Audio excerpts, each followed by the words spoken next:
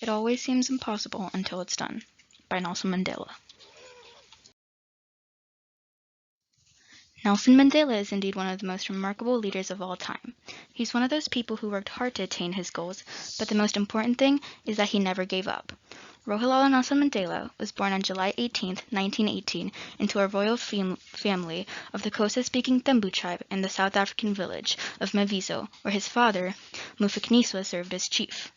After the death of his father in 1927, 9-year-old Mandela, then known by his birth name Rolihlahla, was adopted by Jojintaba Dalanyebo, a high-ranking Thembu official who began grooming him as his young ward.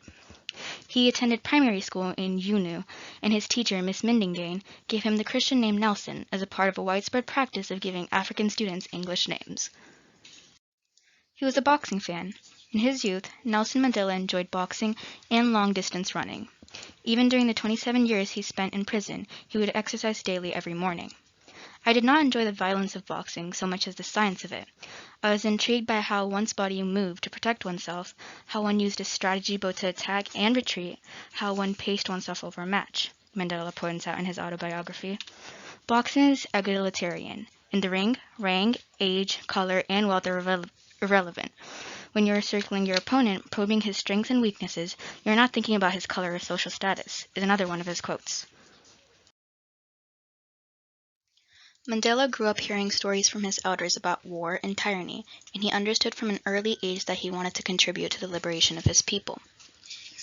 He went to Clarkbury Boarding Institute for his primary education and subsequently to Heeltown for his secondary education. Nelson was dismissed from the University College of Fort Fair after taking part in a student demonstration. He earned his bachelor's degree in arts from the University of South Africa. When he graduated, the king had arranged for him to marry, but the prospect of an arranged marriage drove Mandela to quit UNU and travel to Johannesburg. He was a mine security officer before studying law at the University of Witwatersrand and later at the University of London. He was a poor student, though, and never finished his law degree. Mandela was an anti-apartheid and civil rights leader who inspired many others to oppose the apartheid system. Apartheid was a system of racial inequality that kept all races apart from one another.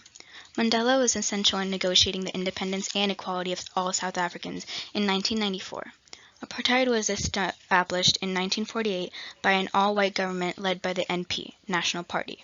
It was a severe regime that denied non-white people basic human rights, including education, freedom of movement, and self-determination.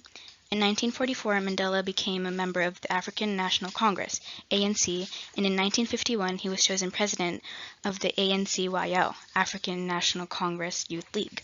He first encouraged non-violent protest as he wanted to follow Mahatma Gandhi's example, but this did not work and later they used more violent tactics. The apartheid government then labeled Mandela and the other civil rights activists as terrorists. During the Rivonia trial from 1963 to 1964, Mandela was arrested by the apartheid authorities and sentenced to prison. He was imprisoned for 27 years, the majority of which was spent on Robben Island. He had become an international icon for the anti-apartheid struggle at this time. As a result of worldwide demonstrations and sanctions against the apartheid regime, Mandela and the anti-apartheid movement garnered international backing. Due to local and international pressure, the battle against the apartheid administration was successful, and the dictatorship was forced to terminate. Nelson Mandela was freed from prison on February 11, 1990, by F.W. de Klerk, the president of South Africa at the time.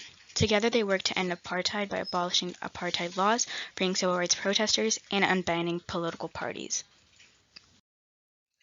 The 27th of April 1994 was a turning point in South African history, as the country's first democratic elections were held, and everyone, regardless of race, were given the opportunity to vote. The ANC won the elections, and Mandela was elected as South Africa's first democratically elected black president. He created the Truth and Reconciliation Commission, TRC, in 1995 to examine human rights crimes committed under apartheid, and he sponsored housing, education, and economic development projects to help the country's black people better their living conditions. He led the adoption of a new democratic constitution in 1996. In December 1997, Mandela resigned from the ANC, handing over the reins of the party to Thabo Mbeki, his chosen successor. Mandela did not seek a second term as South African president and was succeeded by Mbeki in 1999.